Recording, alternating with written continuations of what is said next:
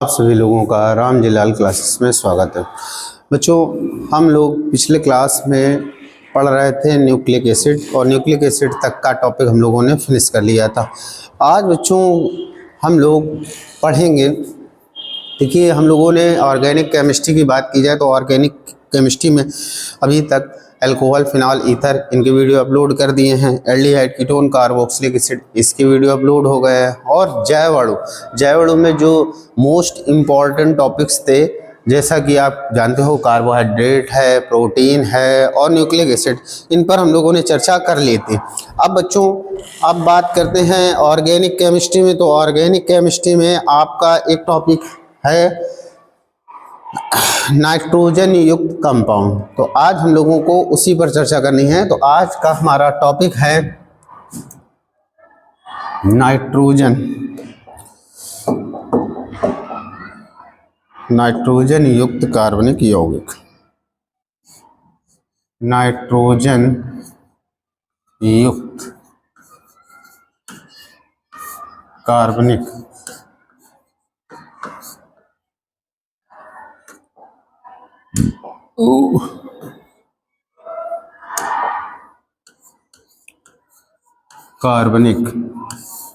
यौगिक।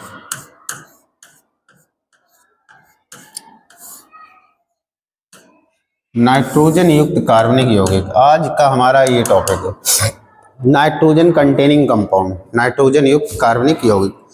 बच्चों बात की जाए कि नाइट्रोजन युक्त कार्बनिक यौगिक प्राप्त कैसे होते हैं, तो जिन कार्बनिक यौगिकों में नाइट्रोजन उपस्थित होती है वो नाइट्रोजन युक्त कार्बनिक यौगिक है। हमारे सिलेबस में मेनली हम लोगों को पढ़ना है, एक तो पढ़ना है क्या, एलिफैटिक एमीन। एक पढ़ना है हमें एलिफैटिक एमीन,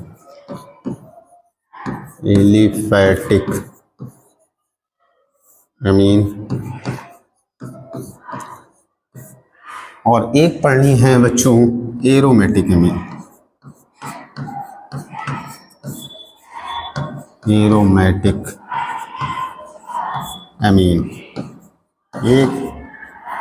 एक बच्चों में पढ़ना है एलिफैटिक एमीन और एक क्या पढ़ना है, एरोमेटिक एमीन, ये पढ़ना।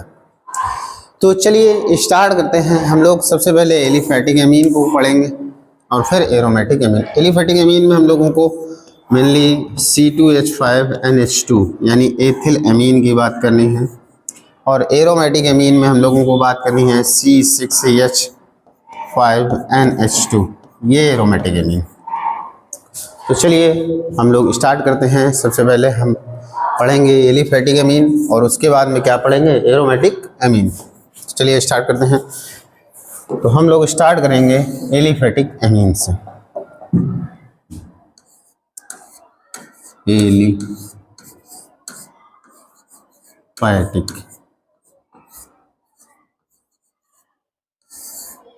एमीन, एलिफैटिक एमीन यहाँ से स्टार्ट कर। बच्चों अगर बात कर ली जाए एलिफैटिक एमीन कैसे मिलती है, तो उसके लिए अगर हम बात करें अमोनिया की, अमोनिया का फार्मूला होता है बच्चों NH3। ये किसका फार्मूला है, ये है अमोनिया का,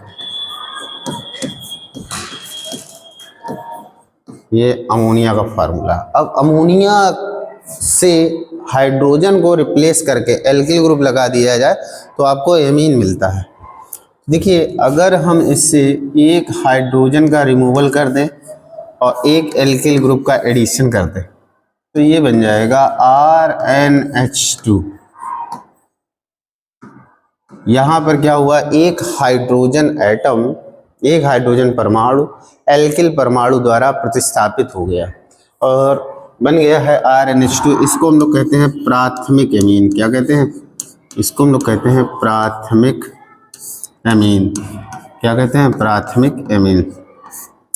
अब बच्चों अगर हम इससे एक और हाइड्रोजन को रिप्लेस कर दें और एक और R लगा दें तो ये बन जाएगा R2NH, ये बन जाएगा। इसको बोलते हैं बच्चों द्वितीयक एमीन। क्या बोलते हैं, द्वितीयक एमीन। क्या बोलते हैं, द्वितीयक एमीन। इसके बाद में अगर हम मान लीजिए इससे एक H को और हटाकर एक R और ऐड कर दें तो ये बन जाएगी तृतीयक एमीन R3N, ये बन जाएगी तृतीयक एमीन, तृतीयक एमीन। देखिए बच्चों, ये है आपका अमोनिया, ये है आपकी प्राइमरी एमीन, ये है आपकी सेकेंडरी एमीन और ये है आपकी टर्सरी एमीन। तो हम यहाँ से ये भी इसको डिफाइन कर सकते हैं, अमोनिया के एल्किल व्युत्पन्नों को एमीन कहते हैं। अमोनिया के एल्किल व्युत्पन्नों को क्या कहते हैं? एमीन कहते हैं। अमोनिया के एल्किल व्युत्पन्नों को एमीन कहते हैं। और ये भी बोल सकते हैं अमोनिया के मोनो एल्किल व्युत्पन्न को प्राथमिक एमीन कहते हैं, अमोनिया के डाई एल्किल व्युत्पन्नों को द्वितीयक एमीन कहते हैं और अमोनिया के ट्राई एल्किल व्युत्पन्नों को क्या कहते हैं? तृतीयक एमीन कहते हैं। अमोनिया के मोनो एल्किल व्युत्पन्नों को क्या कहते हैं? अमोनिया के मोनो एल्किल व्युत्पन्नों को कहते हैं प्राथमिक एमीन, अमोनिया के डाई एल्किल व्युत्पन्नों को कहते हैं द्वितीयक एमीन, अमोनिया के ट्राई एल्किल व्युत्पन्नों को कहते हैं बच्चों क्या? तृतीयक एमीन कहते हैं। क्या कहते हैं? तृतीयक एमीन कहते हैं। चलिए अब इसके बाद हमें थोड़ा सा द्वितीयक एमीन में और देख लीजिए। द्वितीयक बच्चों, जो द्वितीयक एमीन, आओ चलो हम लोग थोड़ा सा इनके विषय में थोड़ा सा और जान लेते हैं। बच्चों, प्राथमिक एमीन क्या होती है? अगर आपसे कोई पूछ ले कि प्राथमिक एमीन किसे कहेंगे तो आप क्या बताओगे? अमोनिया के मोनो एल्किल व्युत्पन्न को प्राथमिक एमीन कहते हैं, या अमोनिया से एक हाइड्रोजन का विस्थापन कर एक एल्किल समूह लगाने पर प्राप्त यौगिक प्राथमिक एमीन होता है। या आप ये भी बोल सकते हो अमोनिया के मोनो एल्किल व्युत्पन्नों को प्राथमिक एमीन कहते हैं, अमोनिया के डाई एल्किल व्युत्पन्नों को द्वितीयक एमीन कहते हैं, अमोनिया के ट्राई एल्किल व्युत्पन्नों को हम लोग क्या कहते हैं? तृतीयक एमीन कहते हैं। क्या कहते हैं? तृतीयक एमीन। अब बच्चों थोड़ी सी बात करेंगे द्वितीयक एमीन पर, द्वितीयक पर और तृतीयक पर। द्वितीयक में कर लें, जैसा द्वितीयक में होगा वैसे ही तृतीयक में होगा। देखो, द्वितीयक एमीन जो होती है ये दो प्रकार की होती है। एक तो होती है सरल और इसको सरल या सम्मित भी बोलते हैं, सरल या सम्मित बोलते हैं। दूसरी होती है बच्चों मिश्रित या असम्मित भी बोल सकते हैं।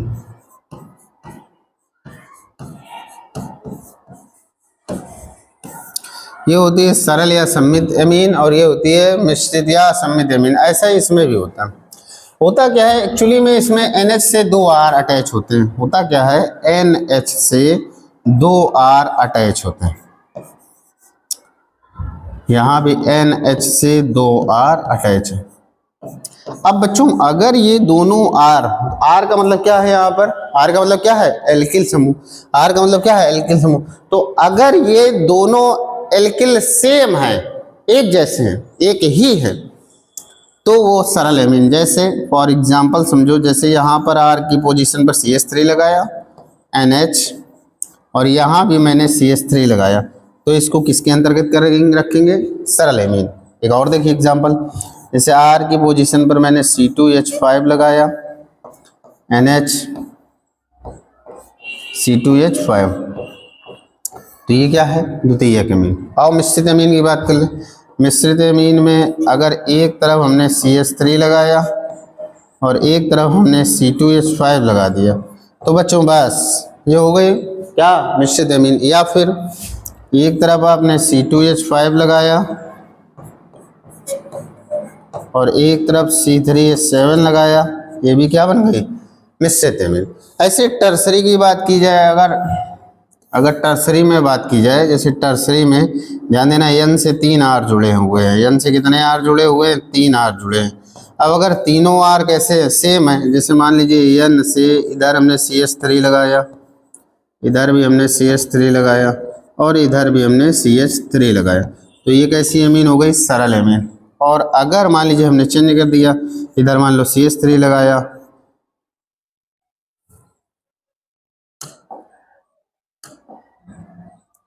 अगर मान लीजिए यहाँ पर N लगा, यहाँ पर हमने C2H5 लगा दिया और यहाँ पर हमने C3H7 लगा दिया। तो ये कौन सी एमीन हो गई? ये एमीन हो गई बच्चों कौन सी? असम्मित। तो कुल मिला के आपको ये समझना है कि अमोनिया के एल्किल व्युत्पन्नों को एमीन कहते हैं, अमोनिया के मोनो एल्किल व्युत्पन्नों को प्राथमिक एमीन कहते हैं, अमोनिया के डाई एल्किल व्युत्पन्नों को द्वितीयक एमीन कहते हैं। द्वितीयक एमीन आपने देखा कि दो प्रकार की होती है, एक तो सरल या सम्मित, दूसरा होता है मिश्रित या असम्मित। सरल या सम्मित क्या होता है? जब NH, या ऐसे भी बोल सकते हो जब नाइट्रोजन परमाणु के दोनों ओर एक ही प्रकार के एल्किल समूह लगे होते हैं या एक ही एल्किल समूह, समान एल्किल समूह लगे होते हैं, तो ऐसे एमीन को हम सरल या सम्मित कहते हैं। और जब नाइट्रोजन परमाणु से जुड़े दोनों एल्किल समूह भिन्न भिन्न प्रकृति के होते हैं तो उसे हम लोग मिश्रित या असम्मित एल्कीन कहते हैं। यही सेम प्रोसेस है टर्सरी एमीन में। तो ये बच्चों हो गया एमीन क्या है, और एमीन का वर्गीकरण भी हो गया। अब बच्चों हम लोग एमीनों का नामकरण देखेंगे। क्या देखेंगे? नामकरण। तो आइए चलिए देखते हैं नामकरण। नामकरण तो नामकरण के बच्चों कितने मेथड है? नामकरण के कुल मिला के 3 मेथड है। नामकरण के कितने मेथड हैं बच्चों?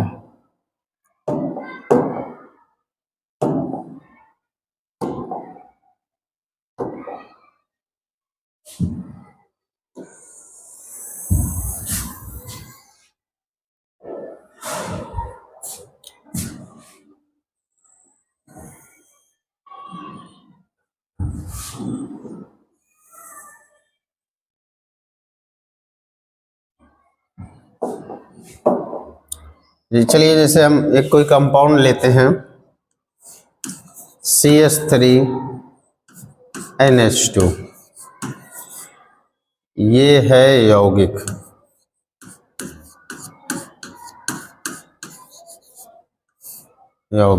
और फिर ये वाले कॉलम में उसका साधारण नाम,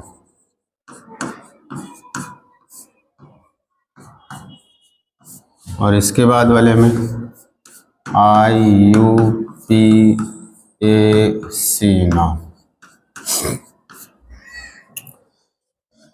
तो CH3NH2 को हम लोग कहते हैं मीथिल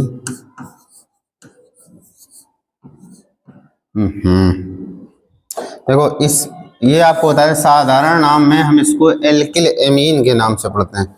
क्या नाम से पढ़ते हैं? साधारण में हम इसको किस नाम से पढ़ते हैं? एल्किल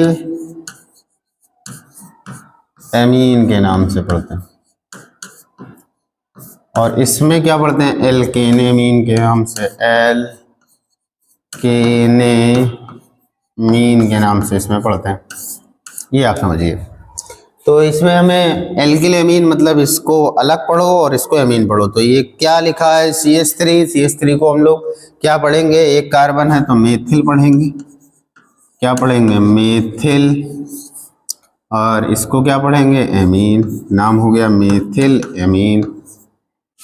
इसमें अगर हमें IUPAC में पढ़ना है तो कितने कार्बन है? एक को क्या बोलते हैं? एल्केन के अनुसार बोलते हैं मेथेन। क्या बोलते हैं? मेथेन बोलते हैं। और NH2 लगा है तो इसी में एमीन जोड़ दो, एमीन। तो हो गया मेथेनेमीन। क्या नाम हो गया? मेथेनेमीन। आइए नेक्स्ट देख लेते हैं। नेक्स्ट जैसे मान लो हमने लिखा C2H5NH2, इसका नाम, तो इसका नाम क्या हो जाएगा? इसको भाई इसमें एथिल पढ़ते हैं और इसको एमीन, तो एथिल एमीन हो गया। अगर इसकी बात कर लें तो इसमें क्या पढ़ेंगे? एथेनेमीन। क्या नाम हो गया? एथेनेमीन। और अगर देख लीजिए थोड़ा सा बड़ा कर दे रहे हैं, CH3 CH2 NH2। बच्चों इसका नाम पढ़ना है तो ये क्या है? प्रोपिल। तो इसको लिखेंगे प्रोपिल एमीन, प्रोपिल एमीन। और इसमें क्या पढ़ेंगे? इसमें प्रोपेन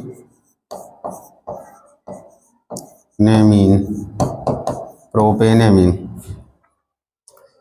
चलिए बच्चों आगे देखते हैं।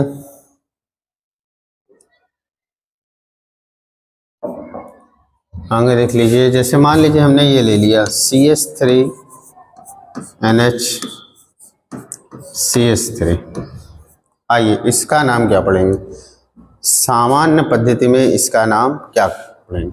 तो बच्चों इधर भी मेथिल है, इधर भी मेथिल है, तो इसको क्या पढ़ेंगे, डाई मेथिल एमीन। क्या पढ़ेंगे, डाई मेथिल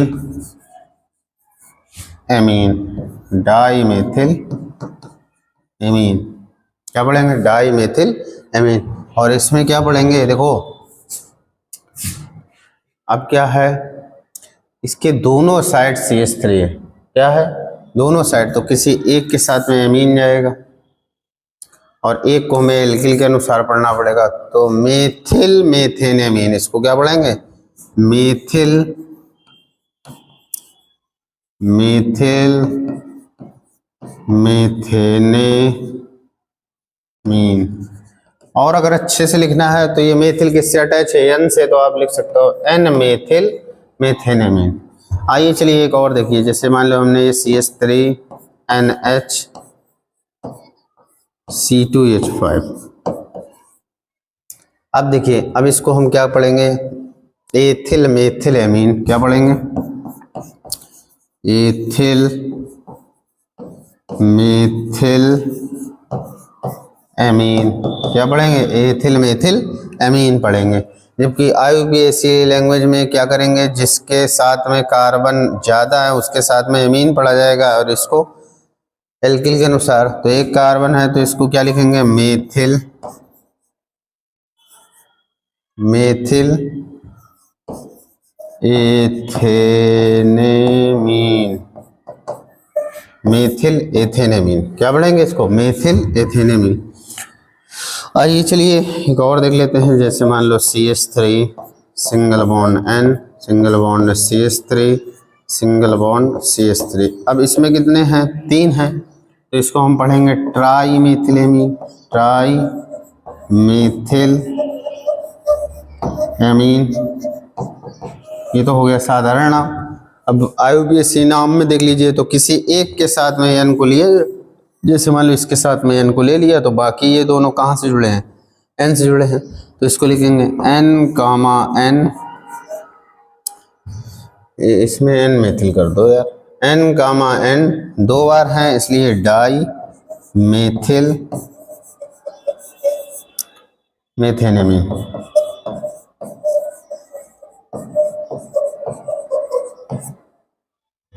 ये बच्चों है आपका IUPAC नामकरण।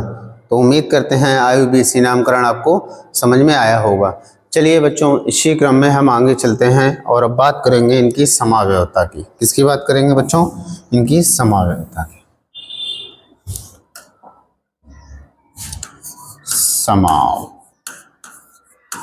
समावयवता, तो चलिए सबसे पहले समावयवता तो स्टार्ट होती है श्रृंखला समावयवता। सबसे पहली कौन सी है, श्रृंखला समावयवता। समावयवता सबसे पहले अगर हम बात कर लें तो श्रृंखला समावयवता।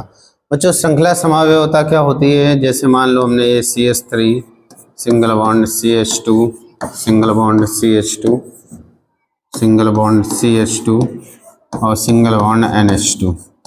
तो इसका अगर हम साधारण नाम पढ़ें तो साधारण नाम इसका क्या होगा, चारों कार्बन सीधी लाइन में हैं तो N butyl amine, N butyl amine. और दूसरा कंपाउंड देख लीजिए, ये तो पहला कंपाउंड था।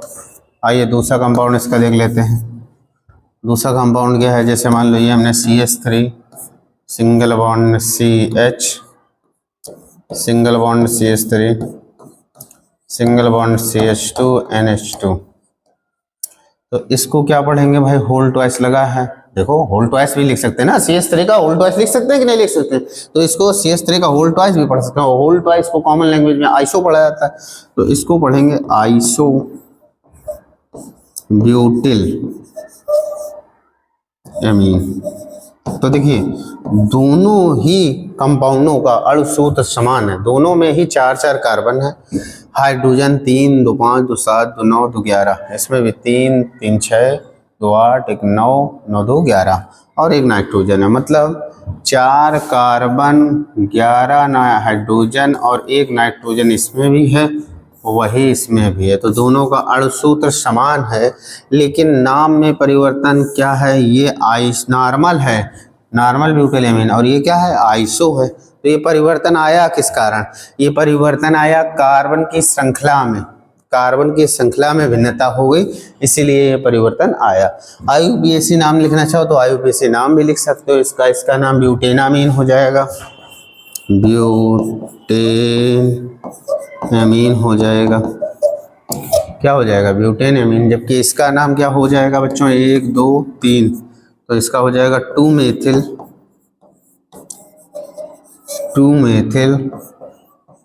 प्रोपेनीन,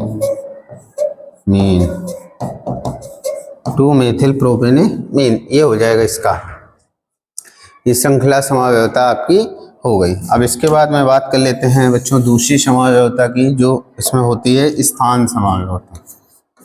आइए चलिए स्थान समावयवता देख लेते हैं। स्थान समावयवता, आइए स्थान समावयवता देख लेते हैं। स्थान समावयवता में जैसे मान लीजिए हमने CH3 CH2 CH2 NH2, ठीक है। तो अभी हम इसको पढ़ेंगे तो 1 2 3 क्या पढ़ेंगे, IUPAC नाम देख लीजिए इसका। हम पढ़ेंगे propane first amine, propane first amine, क्या पढ़ेंगे, प्रोपेन फर्स्ट एमीन, क्या पढ़ेंगे, प्रोपेन फर्स्ट एमीन। और दूसरा कंपाउंड ये देखिए जरा, CH3 single bond CH single bond NH single bond CH3, इसको क्या पढ़ेंगे, NH2। नंबर यहाँ से 1 2 3, तो इसको पढ़ेंगे प्रोपेन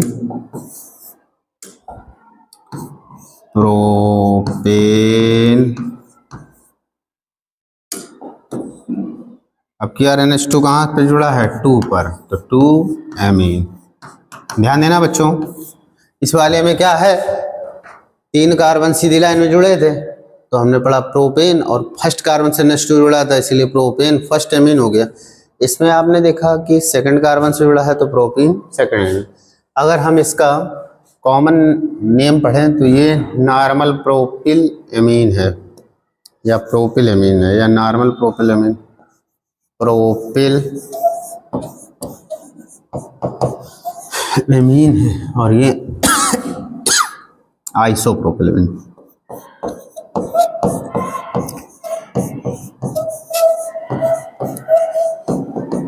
ये है आइसोप्रोपिल एमीन, ये है अंतर, ठीक है बच्चों। आइए चलिए इसके आगे देख लीजिए। अब हम लोग बात करेंगे फंक्शनल की, अगली हमें आइसोमेरेज में देखनी है फंक्शनल, क्रियात्मक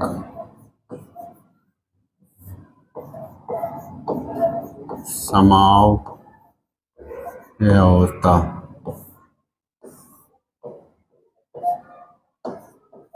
क्रियात्मक समावयवता, देखिए इनमें क्रियात्मक समावयवता भी उपस्थित होती है। आइए चलिए देख लेते हैं क्रियात्मक समावयवता कैसे।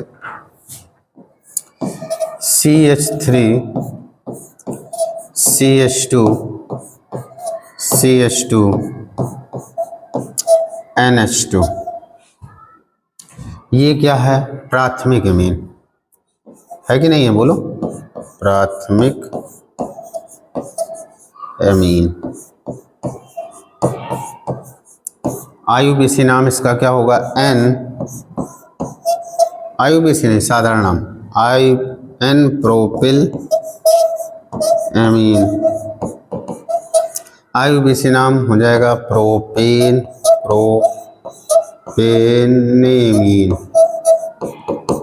बल्कि और अच्छा लगाना चाहो तो N प्रोपेनेमीन, या केवल प्रोपेनेमीन भी लिख सकते हो। दूसरा ये है कि आप ऐसे भी लिख सकते हो CH3 CH2 NH CH3। तो ये आपकी द्वितीयक अमीन हो गई। कौन सी अमीन हो गई? द्वितीयक अमीन हो गई। और इसका अगर साधारण नाम देखा जाए तो एथिल मेथिल अमीन क्या हो गया? एथिल मेथिल अमीन। IUPAC नाम पढ़ा जाए तो इसके साथ में अमीन आएगा, ये N methyl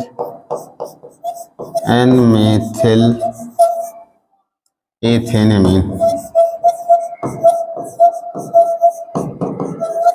N methyl ethane अमीन, ये हो जाएगा।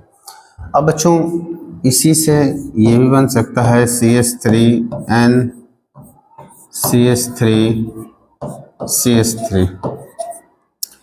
ये आपकी तृतीयक अमीन है, तृतीयक अमीन, ये है तृतीयक अमीन। इसमें क्या है बच्चों? इसमें क्या है? ध्यान देना, इसमें क्या है? इसमें ये अगर हम लोग साधारण नाम पढ़ना चाहें तो ट्राई मेथिल, क्या लिखेंगे? ट्राई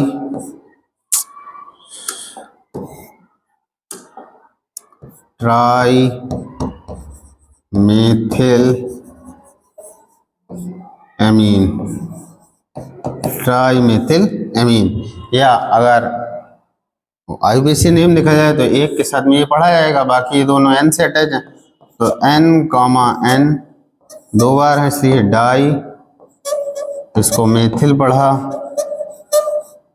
डाई मेथिल मेथेन अमीन।